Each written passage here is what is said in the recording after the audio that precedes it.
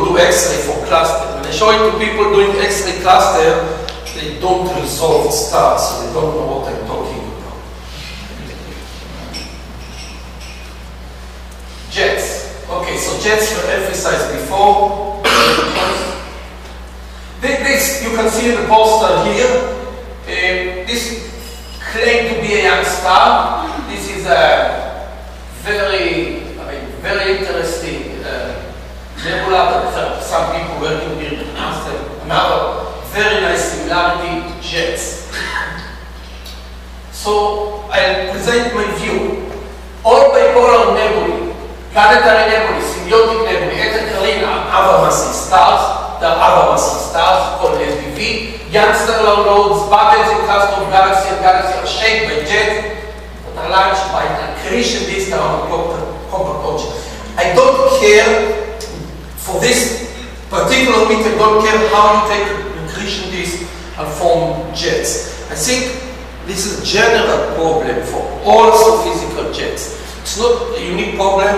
We can deal with it, but it's not part of this meeting. It belongs to meetings on jets. We should ask ourselves how to form an accretion disk.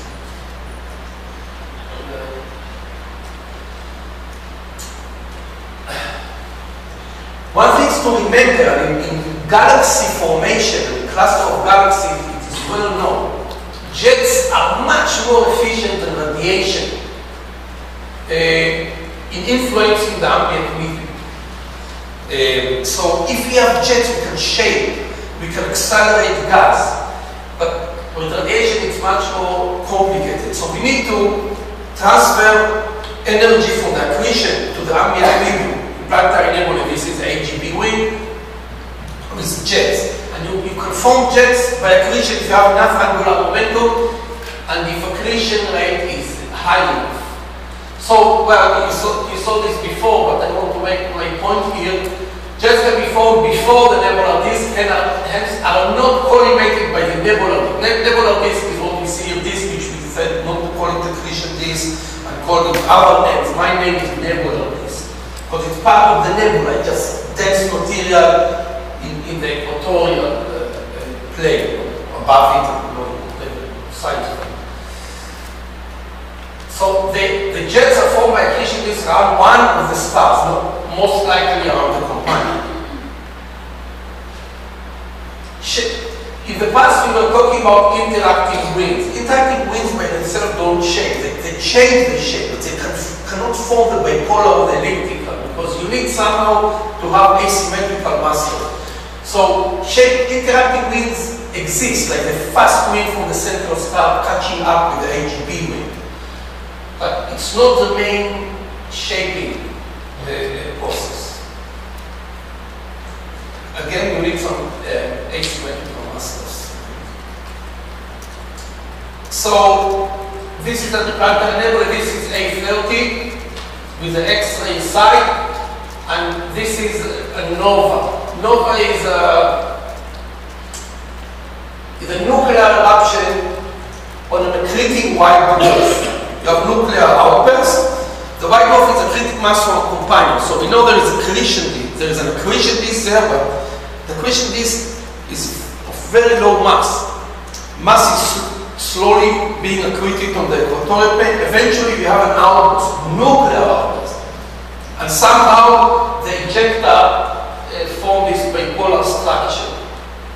So either the nuclear eruption itself is not spherical, or the disk somehow channeled the outflow to be bipolar, or part of the instability involved the disk. I don't know. Samuel Stanfield will talk about this, I hope. Yes, so my view is that the inner part of A30 formed by outbursts triggered by fallback accretion to the central star. It's so similar, so I think we have some accretion there. The question is what type of accretion. Also the chemistry of A30 is not the regular one. Also I pointed it out. Maybe people in the discussion we will have later on today can say more about these stars. Because why should we have, if material is falling back, this is a nice nebula, nothing energetic, or probably spherical.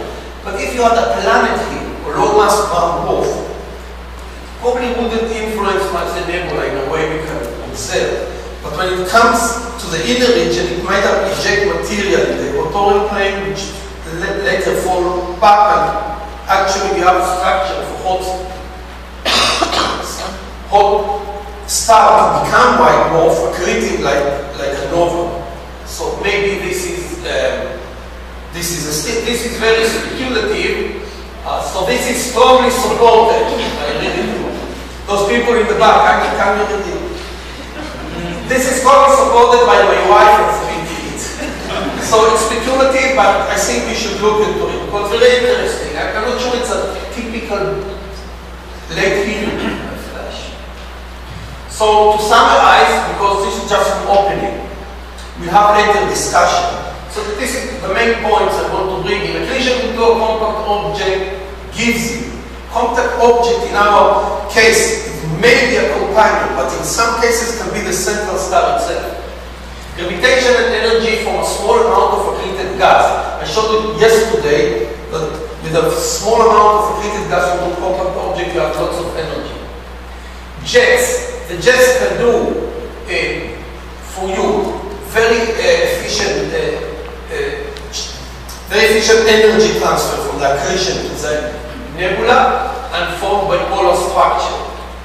But here I was concentrating on jets. Yesterday we discussed other things, and today already people mentioned spirals, structure, and so on. So in addition to there are the effects of binary motion. Effects should be, there are several effects mentioned yesterday and today also. Spiral structure and the equatorial,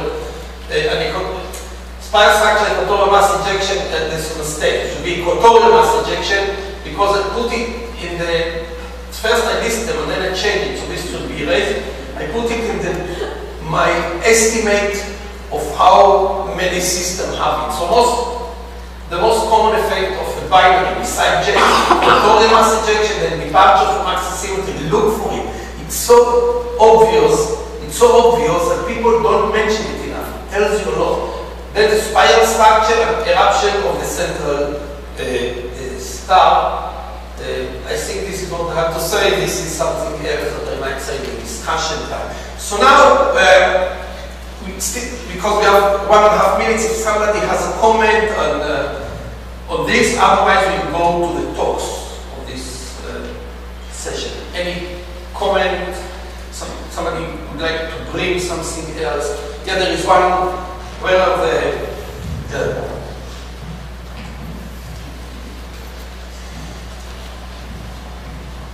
You showed V1280 scope. I'm going to show it too, but it may be a merger and not a typical nova. This one? Yeah, which makes it more interesting, but good. Yeah. Just to reiterate the point that, I mean, you know, when all the talk about binaries, we're not really talking about jets, but where do the jets come from? I'm assuming, you're assuming magnetocentrifugal rotation. But No. You're not. You're saying that, well, how else are you going to get it? Magnetocentrifugal rotation is one of the models that the Young stellar community is using. And it predicts lots of angular momentum in the jet. So they go to observe, see some departure from radial motion of the jet and claim we have rotation. And I fight them, I challenge the Young stellar object community. Show me one jet where it detects rotation. Every paper on rotation in Young stellar object, I write a counter paper, show there is no rotation there. So there is some mechanism to form jet from accretion disk, but I don't think the magneto-rotational centrifugal action is.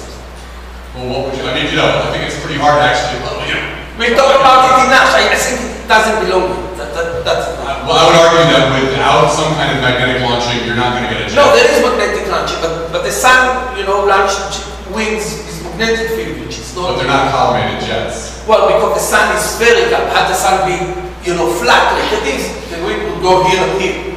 But we won't have the aurora, so it's not nice. But so I'm saying then the jet launching, which I think has to be some kind of magnetic field. Yeah. That is an open question that deserves as much work in some sense. Exactly, I agree with you on that, but I'm not sure it belongs here. You know, it should be meetings on how to form jet from a Christian list, which is kind of, you know, by its own. You spoke for how much time? No, and I think that an additional thing we should take into account, we in general, is this thing that Bruce was saying before, that we need to distinguish in between the jets and just any other kind of outflows, because they were showing all together, and these are different things. I mean, if you need a jet, then to shape the bipolar as well, I mean, the main component of a planetary nebula is completely different thing. You have a very collimated one and a wider family. So it's another thing to put in this, to understand. I didn't understand. You say there are jets and then just collimated out through this? Yeah, the point is that you have jets that are highly collimated thing, and it's a different thing if you take a jet in one of these cases you show, and you take the bipolar outflows, they're different things. I mean, we need to differentiate between these two things to understand the launch mechanism. Well, maybe they're different, but maybe not, because you can think about that outflow comes not well collimated. If you have material around the star, the interstellar object, black hole in the center of galaxy, there's material around, try to make a simulation, you even have large openings, 70 degrees, you know, 70 here, 70 here, you go, it shocks the material around and it collimates itself. So maybe, if you don't have the material, it just bipolar outflows. I'm not sure, you know, we see it differently, but it's not clear it is completely different. For me, anything that is, you know, somehow collimated by 10 degrees or 70 is jets in this system. If not, more comments, or we go to the first talk by Olga Suarez, yes. So you have this.